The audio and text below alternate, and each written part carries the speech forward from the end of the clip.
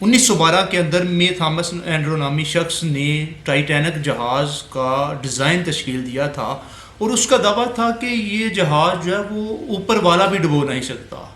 پھر کیا ہوا کہ ہم دیکھتے ہیں کہ وہی جہاز کے اندر اس کا فرسٹ جو ہے وہ ٹور تھا، جس میں اللہ کی ذات نے اس جہاز کو ڈبو دیا اور غرق کر دیا۔ پھر ہم دیکھتے ہیں کہ جس کا نام تھا اسٹارکٹون رش، اس نے ایک آبدوز تشکیل دی ٹائٹینک کا ملبہ دکھانے کے لیے، جو ہے نا وہ لے کر جاتا تھا، اور اس کا بھی دعویٰ تھا کہ یہ کبھی خطرے سے لاحق نہیں، وہ بھی ڈوب گئی۔ 5 اللہ کی ذات کو غرور پسند نہیں ہے۔ اور ہمیں یہ بھی سبق ملتا ہے کہ ہم دیکھتے ہیں کہ کبھی کبھار انسان کا پیسہ، دولت، شہرت، یہ چیزیں بھی کام نہیں آتی، یہ ساری کی ساری پیچھے رہ جاتی ہیں، ختم ہو جاتی ہیں، اور یہ کام نہیں آتی۔ وہ سارا کا سارا یوں لگ رہا ہوتا ہے کہ یہ سب کچھ فضول تھا جو بھی میرے پاس تھا، یہ تو کوئی اتنا اہمیت کا حامل ہی نہیں، ابھی تو یہ کام ہی نہیں آ رہا۔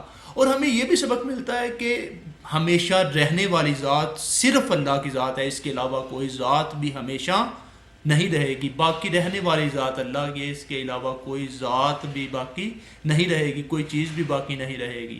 پھر ہمیں یہ بھی سبق ملتا ہے اس کائنات کے اندر جتنی بھی چیزیں ہیں انسان کی تخلیق کی ہوئی، انسان کی بنائی ہوئی، وہ عدل کے ساتھ نہیں بلکہ وہ فضل کے ساتھ چلتی ہیں۔ تو بیسک جو بات کر رہا ہوں کہ اللہ کی ذات کے سامنے جو ہے نا ہر انسان جو ہے وہ بے بس ہے۔ بیسک حقیقی سپر پاور وہ اللہ کی ذات ہے، وہ ہے اللہ کی ذات۔ تو باقی یہ ہے کہ ہر انسان کی جو ہے نا وہ تقدیر لکھی ہوتی ہے، کہ جہاں پھر اس کی موت لکھی ہوتی ہے نا تو وہاں انسان خود بخود چلا جاتا ہے۔ پھر جہاں تو پیسے دے کر بھی چلا جاتا ہے، اگر پیسے نہ بھی ہوں تب بھی اللہ کی ذات کسی سبب سے، کسی وسیلے سے اس انسان کو وہاں پہنچا دیتی ہے۔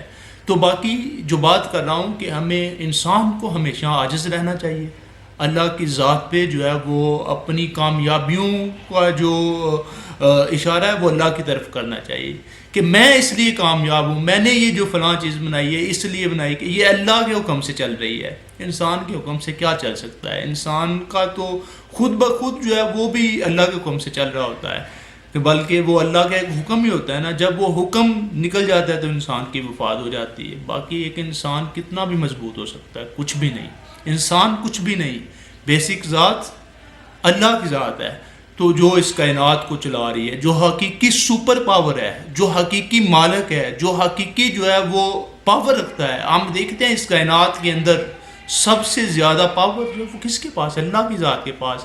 اور غرور جو ہے وہ کس کو اچھا لگتا ہے؟ اللہ کی ذات کو اچھا لگتا ہے۔ اس نے یہ ایک چھوٹا سا سیارہ ہے، چھوٹا سا سیارہ، اس طرح کے لاکھوں اربوں خربوں سیارے بنائے ہیں، وہ اللہ کی ذات نے بنائے ہیں۔ تو انسان جو ہے وہ اگر اس کی ذات پر غور کرنا شروع کر دے تو میرا خیال ہے کہ انسان کی عقل جو ہے وہ کام کرنا چھوڑ جاتی ہے، وہ کتنا بھی سوچ سکتا ہے۔ تو انسان جو ہے وہ بے بس ہے، اور انسان کو ہمیشہ عاجز رہنا چاہیے، اور باقی رہنے والی ذات اللہ کی ذات ہے، اس کے علاوہ ہر چیز جو ہے وہ فنا ہو جائے گی، اور ہر چیز جو ہے وہ ختم ہو جائے گی۔